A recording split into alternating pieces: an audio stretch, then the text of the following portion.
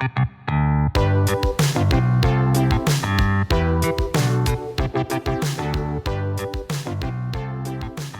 to the Confluence cast presented by Columbus Underground. We are a weekly Columbus-centric podcast focusing on the civics, lifestyle, entertainment, and people of our city. I'm your host, Tim Fulton. This week, access to transportation is not just about the journey, but the opportunities it creates. Columbus Underground co-founder Walker Evans sat down with the staff at the Mid-Ohio Regional Planning Commission to discuss the plan for LinkUS, Central Ohio's strategic transportation initiative. In the 3 interviews you'll hear today, Walker and his guests focus on investment and impacts of the plan, their focus on equity and input, and explore the infrastructure enhancements that are coming to a route near you.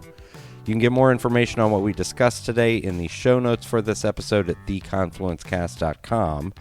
The Confluence Cast is sponsored this week by the Mid-Ohio Regional Planning Commission, or MORPC, featuring stories about local and regional partners that envision and embrace innovative directions in economic prosperity, transportation, sustainability, and an inclusive Central Ohio.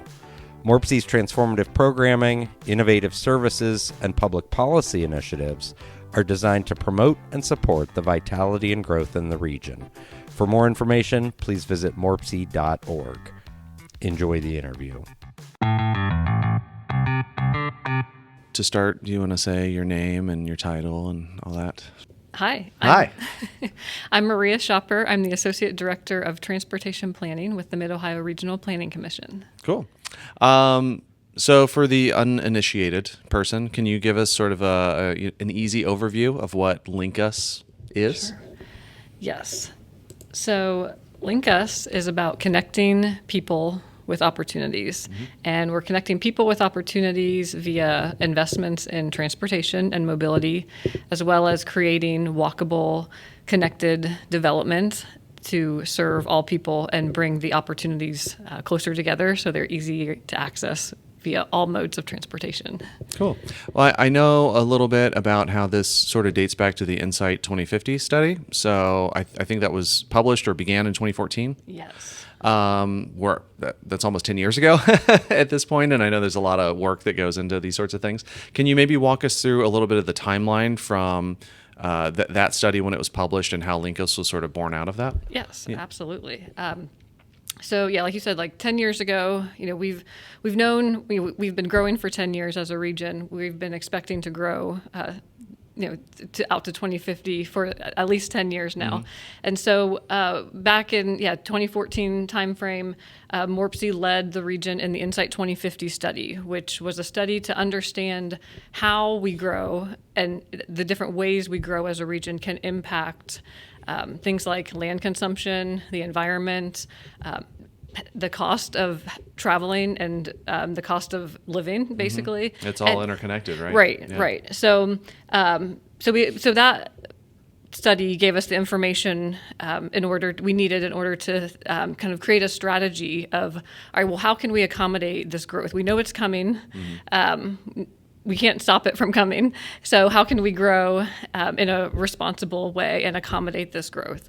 And so that led to the corridor concepts study in 2019. Mm-hmm. And that, we took the information we knew from Insight 2050 and about how these impacts, and basically we looked at, okay, how can we accommodate this growth by focusing the growth into corridors. Mm-hmm. And developing around these corridors where we can serve a higher number of people.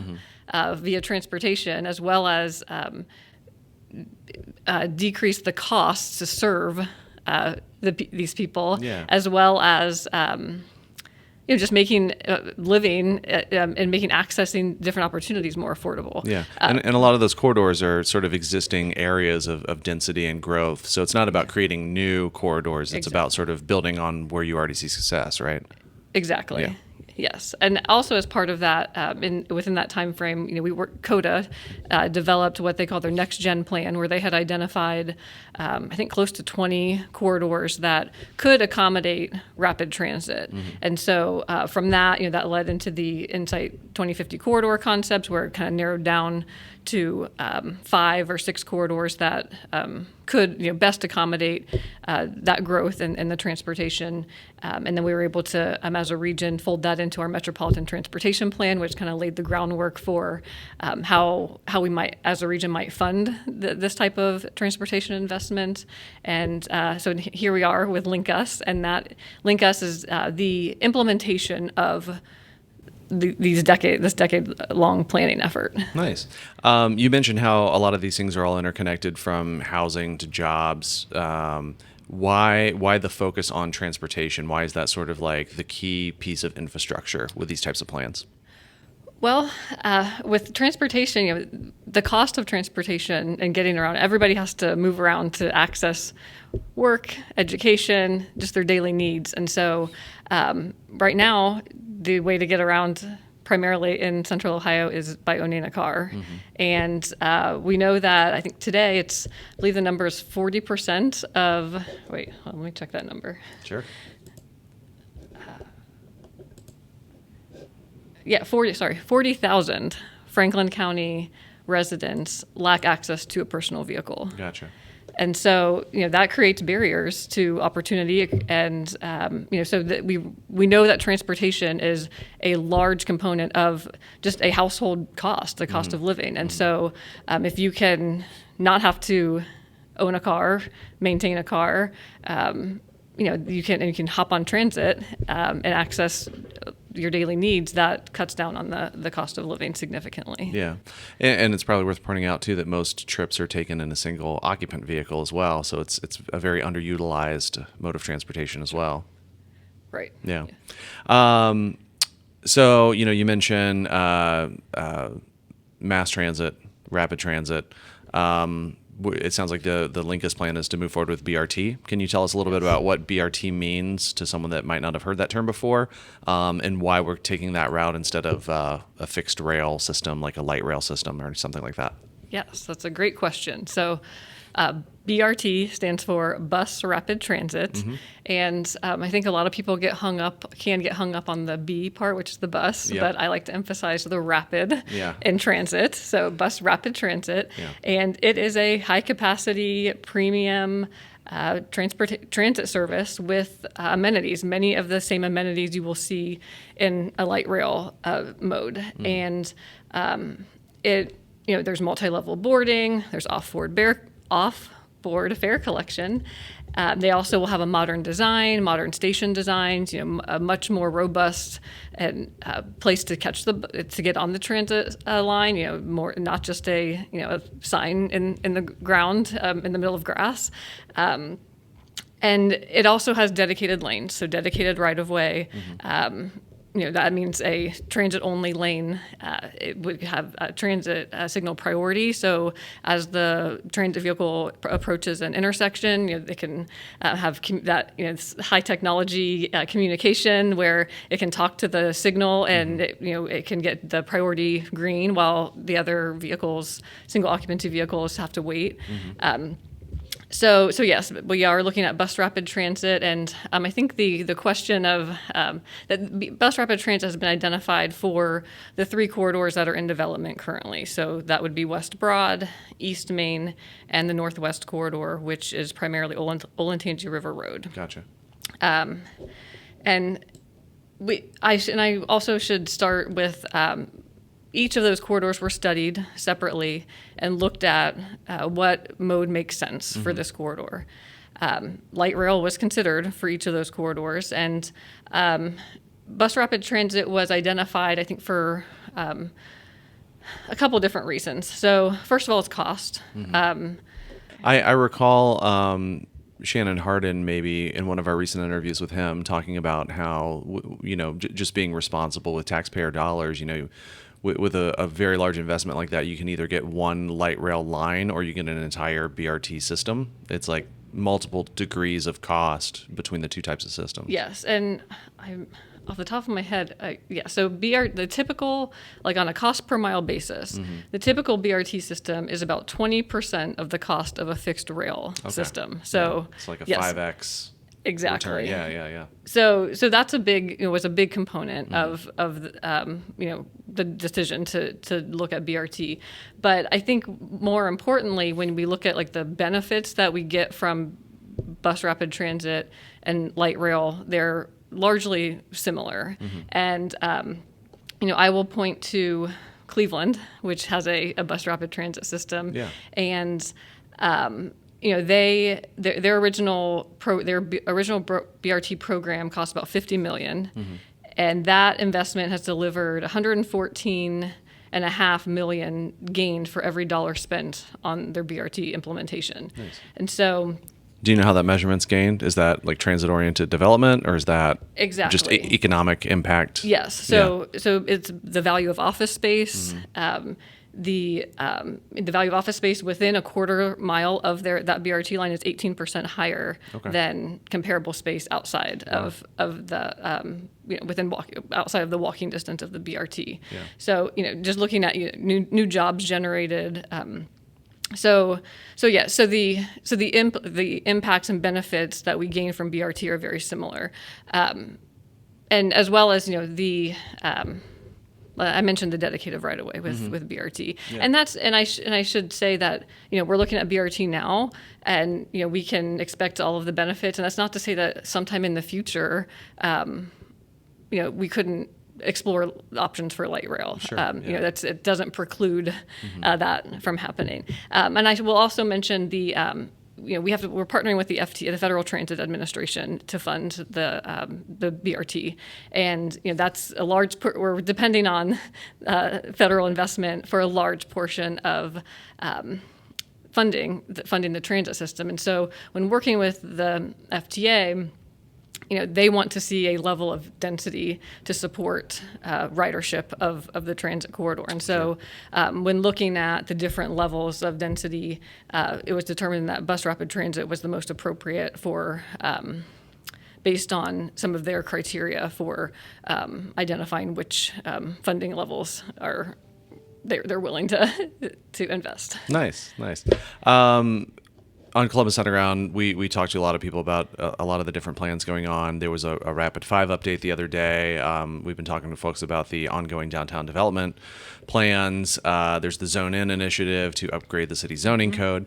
How do all of those sort of tie in to LinkUS? Are you working with those different community partners to make sure that everyone is sort of in sync with all these different plans? Yes, absolutely. I'm glad you brought that up, because I think we're so much of LinkUS that we're talking about is investment in transportation, investment in bus rapid transit, investment in bike and pedestrian infrastructure to support that investment. But the other piece of the puzzle is really the development side, and making sure that we have a development that transit serves the development, but that the development is supporting the transit as well.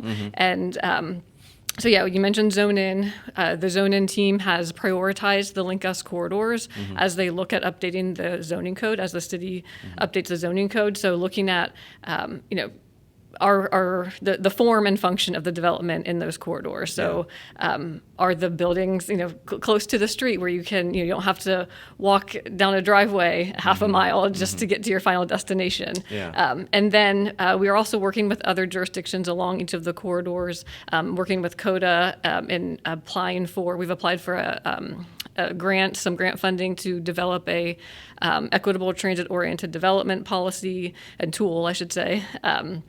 So a tool to really help the local jurisdictions look at and update their land use policies as needed to support the investment. Yeah, because the LinkUS program touches more than just Columbus.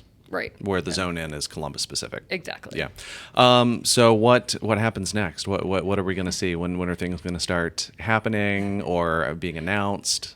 Sure. Well, we've been working on this for almost 3 years now. The partners, CODA, MORPC, the City of Columbus, Franklin County, and as you mentioned, all the jurisdictions. And so we are going to keep working on developing the design of these corridors. We're working with all of the jurisdictions on identifying a funding source for the transit supportive infrastructure component, which I think you're going to hear more about from my colleague. Excellent. And so I think what's next is we're really just doing things like this, trying to talk to the community, understand how this initiative can benefit everybody, and we really just share the information and keep moving forward. Cool. Well, Maria, thanks so much. Okay, thank you. Thanks for having me. Can you tell us your name and title? Neil Juris. I am the Communications and Engagement Senior Director at MORPC, the Mid-Ohio Regional Planning Commission. So for anyone who is unfamiliar with what LinkUS is, can you give us kind of an overview? Sure. It's a transportation development initiative that was created in partnership with CODA, MORPC, the City of Columbus, Franklin County, that addresses the growing housing and transportation demands of the region. And so the LinkUS Mobility Initiative is a faster, more reliable public transportation network. It creates safer, more expanded bike and pedestrian paths, more walkable communities. It really connects the community together to more access to affordable housing, to have people go to and from work, appointments, and recreation. It's just a better mode of transportation to get people where they need to go. And most importantly, this mobility initiative is about equity. That's something that's a core value that's important to all of us that are involved, but it's really ensuring that everybody in the region has more access to affordable, faster, and reliable transportation options. Cool. I know with something of this magnitude in the region, I know a lot of what you work on involves a lot of community input, public input processes. Can you tell us a little bit about what's been done to gather community input for the first couple of years? Sure. So we've been working on this probably for the last 3 going on 4 years. And so we're probably maybe in the second phase of the community engagement. The first one was more or less just trying to get the information out to different stakeholders. And so in doing so, we participated in a variety of events ranging from 614 Day, the African American Male Wellness Walk, and really anything that MORPC is participating in from a grassroots community initiative. There will always be some information at our table or booth on LinkUS, and it's really an opportunity us to ask people, do they know what it is? And then we explain it to them, and I think once we explain how it's a little bit different than what we currently have and how it'll connect in the future, I think then they become a little bit more excited about it. Yeah. So we've held a number of also, we've done presentations at commissions. We've also held a community stakeholder meeting, and we attracted probably over 100 people. It was over capacity, which is great because that demonstrated that there was a genuine interest in wanting to learn. And so For sure, yeah. for that particular stakeholder meeting, it was held here at MORPC, and it was hosted by Councilwoman Lourdes Barroso de Padilla and the Columbus Urban League president, Stephanie Hightower. And so it was a really good opportunity to for Councilwoman Barroso de Padilla to share her story and also to really answer questions and just present kind of where we're at right now. Yeah. You mentioned stakeholders a couple of times, and I know MORPC herds a lot of cats. There's a lot of different municipalities and groups and organizations. Who are some of the stakeholders involved in LinkUS? Sure. So in addition to MORPC, City of Columbus, CODA, and Franklin County, we also have the Franklin County Engineers Office, Central Ohio Greenways, Metro Parks. If we're looking at service organizations and nonprofits, we have the Columbus Urban League, Affordable Housing Trust, Rapid 5.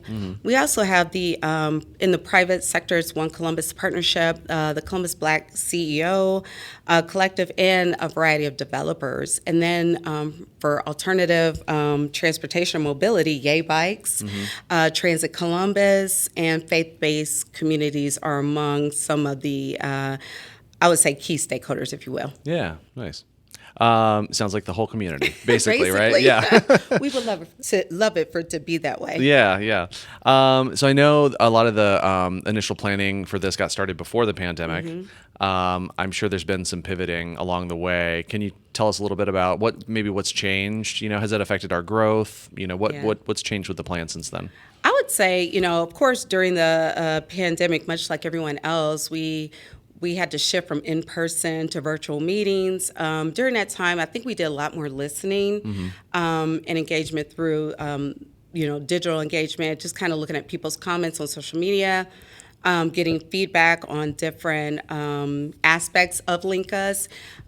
We also kind of heard during this time that people want more transportation options. Probably because during the pandemic, they had more time to think about what they wanted. They had less distractions. I mean, we still worked, but we were able to do it, many of us, I won't say all of us, in the comfort of our homes. So that gave us a lot of time to be a little bit introspective. So since we're kind of getting back to where we used to be before the pandemic, we're back to grassroots. We're back to engaging people, trying to meet people where they're at because of the digital divide. We can't do a whole campaign on social media or expect people to go to our website. We have to be out talking to people. And so we're back to that. So what we're trying to do is get people excited and re-engaged in the process so they can help us spread the word. Cool. I know we're eventually heading into the colder months here in a little bit, but are there any upcoming opportunities for continued public input if people want to still be a part of the process? Yes, absolutely. So we do have plans to go to some of the commission meetings and council meetings. We're meeting with businesses, and one of the things we're going to do is re-engage that stakeholder group I mentioned a short while ago. And we are also looking to engage with some businesses and continue with the meeting with developers. And so really, we love any of the partners. We love the opportunity to present information to anyone's organization. So if people are interested and really want to learn more, civic associations, we'd be happy to do that presentation. I think that's kind of the next thing we'll continue to do, as well as simplify our message. I know sometimes we can be a little bit technical, but I think if we really explain the benefits and how it really works, I think people will really find value in what we're trying to do and get excited about it, and that's really what we want. Cool. A lot of folks I know, myself included, are sort of self-defined transit nerds. Yes. Geeking out about this stuff, whether it's improving bike lanes, bus rapid transit, and they're the kind of people that want to really get hands-on and really get involved beyond just filling out a survey or that sort of a thing, which is important.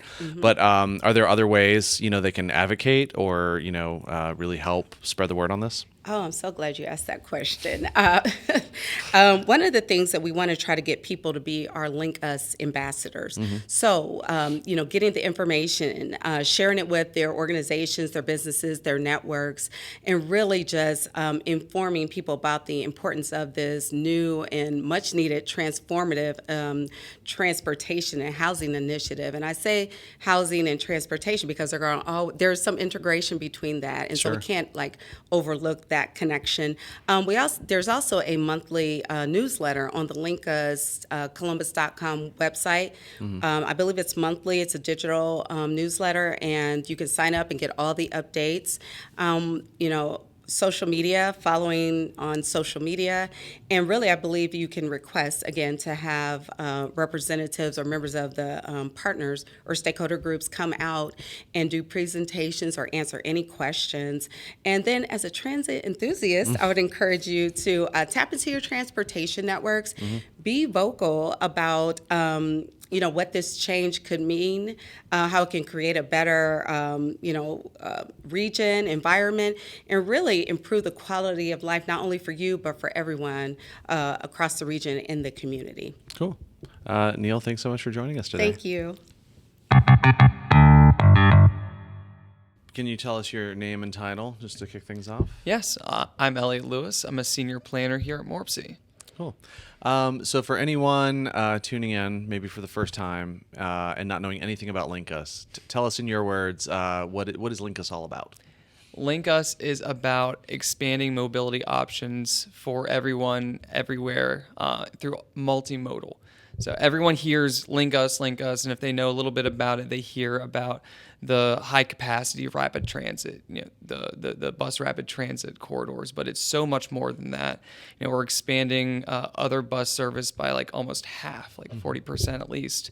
But it's not even that too. You have more frequent buses, more bus lines. You have Coda Plus, which is a demand response type of mode. But you also have all the things that get you to the transit. I mean, it's great to have more buses, but if you can't get to them, then they're not that useful. So Right. a portion of that that I'm helping to manage is the transit supportive infrastructure portion, and that's all the sidewalks, the trails, the crosswalks, everything that gets you from the bus to your destination and vice versa. Yeah. It's that first mile, last mile connection that's really critical when you look at the totality of mobility. Cool. Yeah, that kind of leads directly into my next question, which was, kind of beyond the experience on the bus or the bus rapid transit.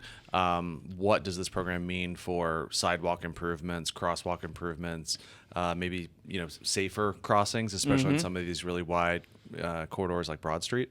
Is that a part of the plan? Absolutely. Anywhere and everywhere. Just imagine, I'm sure you've ridden the bus or driven around or rode your bike around in some very dangerous places, or have gone along a roadway and seen like a worn path where a sidewalk could be, or you look and, there's a bus stop, but it's just a sign on the side of the road. No place to sit. Right, Yeah. exactly. And so, upgrading, transit stop amenities, getting at least a bench or somewhere to where, okay, you can get to this stop. Now you can sit at this stop and it's a bit more comfortable. And thankfully through this, you won't have to wait as long because you'll be more frequent buses too. But yeah, so it's getting all of that, linked together. Cool. So talking a little bit, when a lot of times we're looking at these kinds of plans, it's from the 40,000 foot view. Can you tell us a little bit more about what it feels like from the user point of view? We spoke a little bit previously with Maria and Neil about the off-board ticketing process and kind of waiting areas and platform levels. Can you tell us a little more about those positive experiences for users? Yeah, so when we're talking about upgrading buses, upgrading stations, we're doing it to upgrade the convenience and upgrade the dignity of the traveler. So you are having spaces that are more sheltered from the elements, that are heated, that have more information, helpful information. So okay, well, if I need to get on another bus, it's a lot easier to know where you're going to go and how long it's going to get there too. And so all of that is tied together in those stops. But again, with the transit supportive infrastructure portion, now you actually have a sidewalk to where you don't have to trudge through the mud and the snow as much to get to that nice new shiny stop. Or a bike path, you can very easily get from, you can roll your bike right on the bus, take it somewhere and get right on the greenways somewhere and have. So instead of mounting it on the front of the bus, which is a time-consuming process, Exactly. straight on. That's cool. Nice. What about technology for this, like apps, things like that? Will this tap into existing systems potentially for like ridership cards? When I get on the bus, I scan the QR code on my phone, or will there be new apps for that sort of stuff? Everything will still be integrated in the apps that they are now, like the transit app that Coda is partnered with. Everything will be rolled into that just to make it more seamless for people who are already used to using Coda. Cool. One of the questions Brent, our urban development writer and transit writer, wanted me to ask was about, with the focus being on these corridors, what sort of advantages will users who don't live directly on those corridors see through the LinkUS program? Yes, that's a big key, and that's something that I make. What's in it for me? What's in right? it for you? But what's in it for people who are several blocks away, several miles away from these corridors? So mentioned earlier that there are so many increased frequencies of existing routes, new routes being proposed, and so you might live maybe a mile away from a bus route now, here, but pretty soon you'll be living maybe a quarter mile away from one that comes every 15 minutes, which would be fantastic. But even if you're further away than that, the program that I'm over too, we want to use it to increase access to transit, but also build non-motorized active transportation use all throughout the CODA service area. We want to see all the connections to our greenways. We want to foster that culture that, okay, I don't need to hop onto or into my car to go from A to B today. And that with that, okay, well, now this is an option that I can use for other trips. And so letting that be an option everywhere, and then having that sort of just lift the culture of active transportation and multimodalism, helps to improve that everywhere. Yeah. Would you say that part of the benefit or initiative is to reduce barriers to entry? I feel like if you want to walk, whether there's a sidewalk or not, you can walk, but it reduces the ability for a lot of people to do it if they're disabled or elderly or just don't feel safe doing that sort of thing. And so the same sort of thing with a bus. Like, sure, I can ride the bus, but if it's inconvenient, the shelter isn't really the nicest, it's raining outside, that sort of stuff. Do you think that these kinds of improvements will just help increase ridership because it removes barriers to entry? Absolutely. I mean, who wants to go out and wait on a corner for an hour because you just missed the bus and oh no, it starts raining and oh no, you don't have somewhere to sit? Yeah. Unfortunately, people do have to do that. So we're not, proposing to do this just to attract new riders, but also to make the existing experiences more, just that much better for people. Yeah. But yes, that's something that we want to do, is just to make this less of a burden on people and where possible, more interesting and more fun and more comfortable. Yeah, almost a point of pride as well. Yes. I mean, if these are nicer stations, it sort of adds a bit more dignity, I think, maybe. Yeah, I mean, we look at some of our peer cities across the nation who have done these things, and that becomes, like you said, a point of pride in their communities. They said, "Oh man, we've got this really cool thing that you don't." Nice. And we don't want to be the you don't anymore. Yeah, some good bragging rights. So what comes next in the process, for what you're working on, or ways that people can be involved in this? Yeah, so we are, with the Transit Supportive Infrastructure, the TSI portion of it, we are working with each of our local jurisdictions, over 40 different jurisdictions, and different working groups, different committees to identify sort of the first fruits of what projects that we could deliver with through this initiative.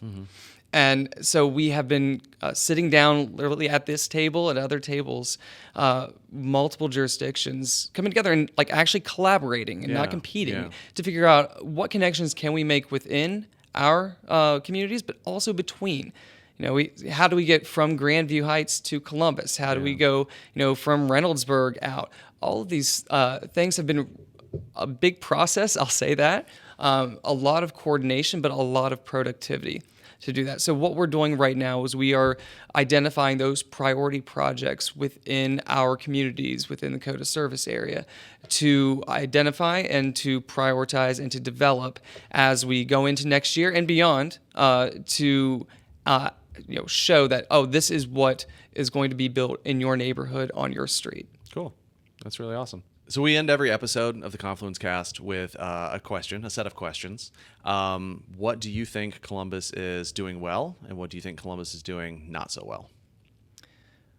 Well, I'm going to start with the well. Okay. I think Great. Columbus is, in my opinion, doing well about being honest about what it's not doing well. Okay. I know it's a roundabout way of saying it, but I like seeing, because I've moved here just about 2 years ago. Okay.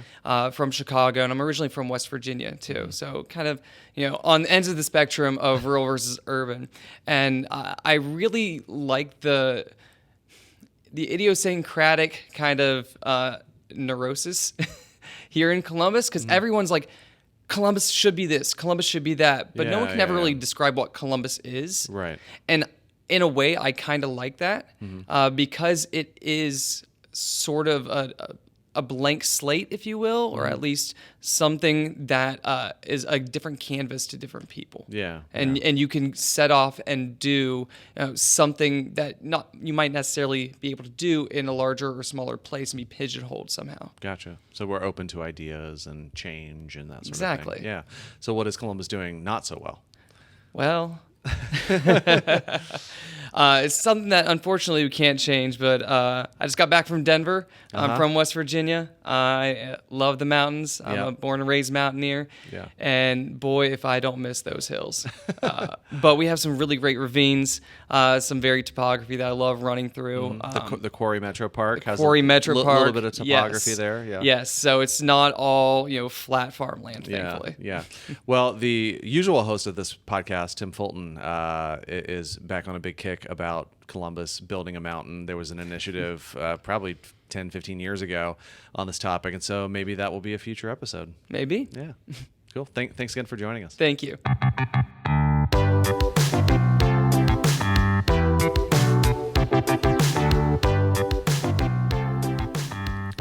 Thank you for listening to the Confluence Cast presented by Columbus Underground. Again, you can get more information on what we discussed today in the show notes for this episode at theconfluencecast.com.